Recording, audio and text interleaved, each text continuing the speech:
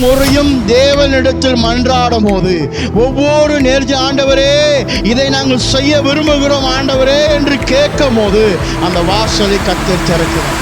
ஆண்டவர் முன்ன நடக்கும் போது உன் காரியங்கள் எல்லாமே கை கூடுதலாகவே காணப்படும். எனக்கு ஜெயம் உண்டு, இனிய வாழ்க்கையில் தோல்வி இல்லை.